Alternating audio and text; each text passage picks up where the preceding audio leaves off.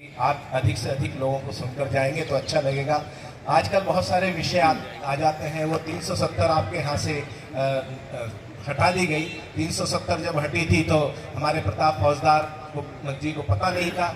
इन्होंने 500 रुपये का नोट दिया अपने असिस्टेंट को कि जरा चुट्टे करा के ला, तोड़ा के ला, तो उसने 130 रुपये इनके हाथ में ला के पकड़ा दिए। बोले बाकी बोले 370 खत्म। तो हालत ऐसी भी होती है। राजनीति में बहुत सारी घटना होती है। पिछले दिनों चीते मंगाए थे, आपको याद होगा, चीते मंगाए थे और अफ्रीका से जब चीते भारत आ रहे थे तो किसी ने पूछ लिया, भाई तुम भारत जा रहे हो, तुमको डर नहीं लगता है? बोले किस बात का डर? बोले वहाँ बहुत सारे लोग कहते हैं भारत में डर लगता है। बोले हमको डर नहीं लगता। बोले क्यों? बोले हमारा प्रधानमंत्री जी से बात हो गई, यहीं से बीजेपी ज्वाइन करके जा रहे हैं। तो हालत कहीं से भी कहीं रहती है। लेकिन मैं जिस कवि को बुलाना चाहता हूँ युवा है, और युवाओं के साथ में बहुत सारी घटनाएं रहती है। वो कनॉट प्लेस और भिखारी मिल गया। वो प्रेम चौदस के कवि है। प्रेम चौदस जानते, वैलेंटाइन डे। तो कनॉट प्लेस में भिखारी मिला, फटे हाल, बाल बिखरे, दाढ़ी बड़ी हुई, सामने से आके बोला, बाबूजी प्लीज गिव मी 500 रुपीज। मैं चौंका, भिखारी अंग्रेजी में भीख मांग रहा है, यानी चक्कर क्या है? बोला जी आज वैलेंटाइन डे है। पूछा फिर? बोला ये अपनी गर्लफ्रेंड को गिफ्ट देना चाहता हूँ। मैं भिखारियों का गर्लफ्रेंड रखता है? बोले जी उसी ने तो भिखारी बनाया है। अच्छा, लड़के नहीं लड़कियां भी निपटाती है। माननीय जस्टिस महोदय, वो लड़की किसी कार्ड वाले की दुकान पर पहुंची कि आपके पास अंकल ऐसे कोई कार्ड है जिसमें बारीक सी बात है, बुद्धिजीवी लोग हैं, जिसमें लिखा हो मैं सिर्फ तुमसे ही प्यार करती हूँ। उसने कहा हाँ है। बोली 1 दर्जन पैक कर देना। तो धीरे धीरे चीजें पहुंच जाएंगी। लेकिन मैं जिसको बुलाना चाहता हूं उसका नाम भाई सूरजमणि त्रिपाठी होता है। बनारस से हमारे बीच में आते हैं। और हाँ, आ जाओ, कोई बात नहीं, हाइट ठीक ठाक है। सब्जी मंडी में जाते हैं तो परेशानी हो जाती है। 6 फुट 1 इंच हाइट है, 2 इंच। जाके बोलते ये नींबू कैसे दिए? बोले झुक के देखो संतरे हैं। एक बार तालियों से बुलाइए सूरजमणि त्रिपाठी को, बहुत शानदार।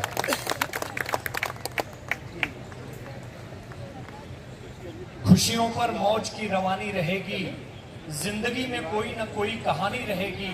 हम सब इस कवि सम्मेलन में 4 चांद लगा देंगे अगर आपकी तालियों की मेहरबानी रहेगी।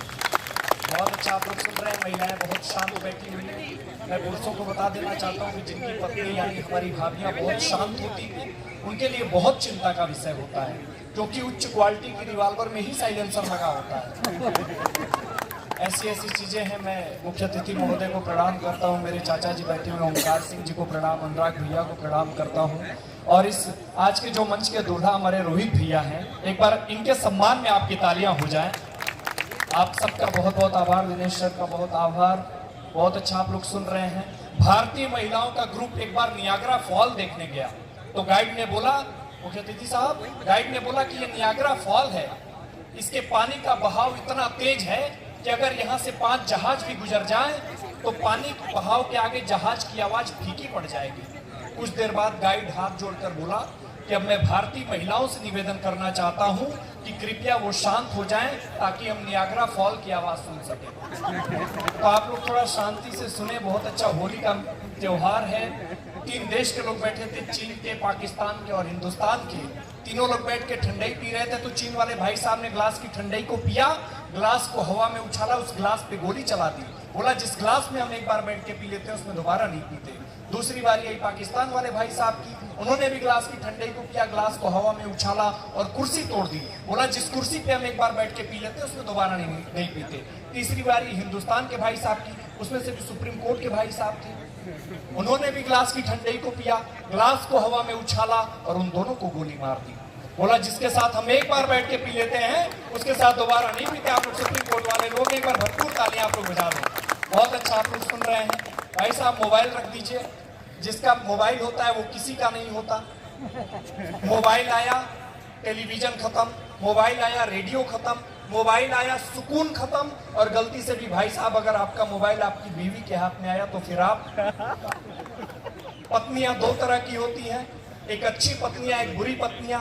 अच्छी पत्नियां वो होती हैं मुख्य अतिथि साहब जो पति को अच्छी तरह से सताती हैं, और बुरी पत्नियां वो होती हैं जो पति को बुरी तरह सताती हैं। पर याद रहे सताती दोनों हैं। तो ऐसी ऐसी चीजें होती रहती हैं। वो पिछले साल एक शादी हुई तो दूल्हा शादी के 2 दिन बाद ही ब्यूटी पार्लर में गया। ब्यूटी पार्लर वाली मैडम को एक आईफोन गिफ्ट किया और थैंक यू बोला और वहां से चला आया। मैडम ने खुशी के मारे आईफोन का डिब्बा खोला तो उसमें नोकिया 1100 पड़ा था और साथ में पर्ची थी, पर्ची पर लिखा था सेम फीलिंग हियर। तो ऐसी ऐसी चीजें चलती रहती हैं। क्या हुआ, अभी सास ने दामाद से पूछा कि क्या हाल चाल है, दामाद यही कहा था रोहित भैया, दामाद ने बोला हमारी छोड़िए, आपके घर में तो अब सुकून है ना। तो ऐसी ऐसी भी चीजें चल, आप लोग हंस रहे हैं, थोड़ा ताली वाली बजा देंगे तो क्या बिगड़ जाएगा। तो क्या हुआ, कुछ पत्नियों की आदत होती है अपने पतियों पे बहुत शक करती है। एक पत्नी की आदत थी अपने पति पे शक करती थी। शक किया तो उसका मोबाइल चेक किया, मोबाइल चेक किया तो उसमें 3 नंबर सेव थे। एक नंबर सेव था नसीबों वाली के नाम से, एक नंबर सेव था जाने मन के नाम से, एक नंबर सेव था मेरी जन्नत के नाम से। उसने मेरी जन्नत पे कॉल किया तो फोन लड़के की माँ ने उठाया। उसने बोला मैं लड़के की माँ बोल रही हूँ। दूसरा नंबर उसने नसीबों वाली पे मिलाया, नसीबों वाली का नंबर लड़के की छोटी बहन को मिला। उसने बोला मैं लड़के की छोटी बहन बोल रही हूँ। तीसरा नंबर उसने जाने मन पे मिलाया, जाने मन का नंबर लड़के की पत्नी का ही बजा। उसको बहुत पछतावा हुआ कि मैंने अपने पति के किरदार पे इतना शक किया। उसने अपना दुख कम करने के लिए अपने सारे पैसे अपने पति को दे दी जितना उसने इकट्ठा किए थे। पति सुप्रीम कोर्ट में वकालत करता था। उसने अपने पत्नी के सारे पैसे लिए और अपने कार की टंकी फुल कराई और लॉन्ग ड्राइव पे निकल गया अपनी गर्लफ्रेंड के साथ, जिसका नंबर उसने अपने मोबाइल में भूरा वेल्डिंग वाले के नाम से सेव किया। तो आप लोग बहुत अच्छा सुन रहे हैं, बहुत अच्छा। इधर भी